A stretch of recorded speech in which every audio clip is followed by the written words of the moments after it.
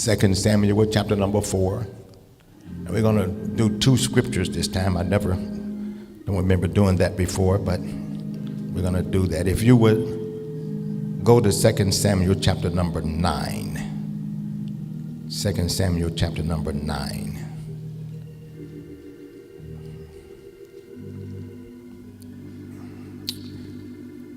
Second Samuel chapter number 4, verse number 4, and Second Samuel chapter number 9, verse 7 and 8. 2 Samuel chapter number 4, verse 4. Jonathan, son of Saul, had a son who was lame in both feet.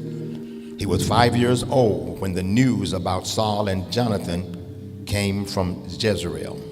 His nurse picked him up and fled, but as she hurried to leave, he fell and became disabled.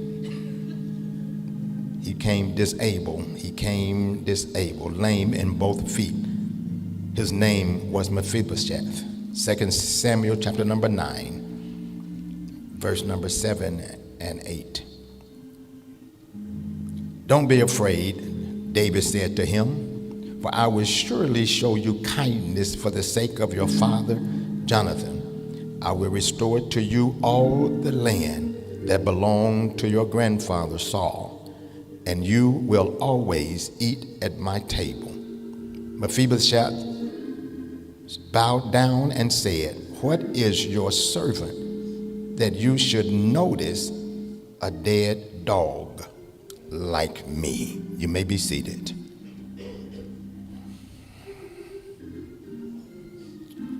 Don't be afraid, David said to him, for I will surely show you kindness for the sake of your father Jonathan. I will restore to you all the land that belonged to your grandfather Saul, and you will always eat at my table. Mephibosheth bowed down and said, what is your servant that you should notice a dead dog like me? For subject today, I want to use bring it on. Bring it on. I don't normally do this, but turn to your neighbor and say, bring it on. And turn to the next side and say, bring it on. All right, I'm going to try to make some sense as we as we go through this. Hopefully we can make some sense. One of the things that all of us are familiar with, a lot of times we know individuals, even ourselves, we go through so many different kinds of things in our lives that has caused us some issues in our lives. Sometimes we become molded because of the things that we have gone through. It has made us into certain things, and certain things we have been identified by those things that we have gone through. It's interesting though, because a lot of times we don't know what the other person has dealt with or what they are dealing with even now. When you read this particular story, it is interesting because here is a young man, a young lad that was not in control of himself. There was other people that was in control of him. And if you remember the story, basically, as every king who comes into kingdom, then the other king had to come in basically and destroy the family of the first king that was there.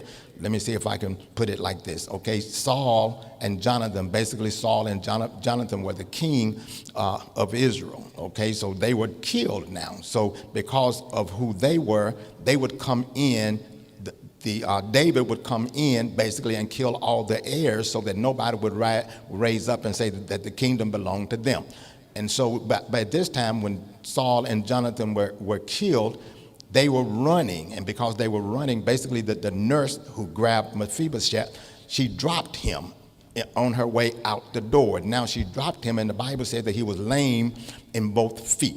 Okay, now when this happened when he was 5 years old. Okay, so now because he was a relative basically of Jonathan, David now is in his palace, and he's feeling a certain way about Jonathan. So he basically said that, is there anybody left in the house of Jonathan that I can bless?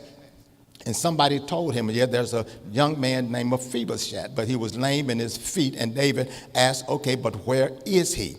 He says he's in Lodabar. And it is interesting because Lodabar basically deals with an insignificant and a dull, a desolate kind of place, a barren place filled with basically doom and gloom. So Mephibosheth now, he had been placed in that particular place because of him being lame. Now, it's interesting because what happens a lot of times is that we're not the cause of our situation. Sometimes somebody else has caused us to be like we are. That's why sometimes, when you look at people and you can't tell basically where they've come from. You can't tell what has happened to them. You can't tell why they are the way they are. And a whole lot of times it's not a result of them, but as a result of sometimes of what somebody else did to them. And a lot of times what they do, they leave you in a state of destitute, and now they go on and live their lives. Sometimes they never apologize. Sometimes they never say, I'm sorry. Sometimes they just going on with their life, and they leave you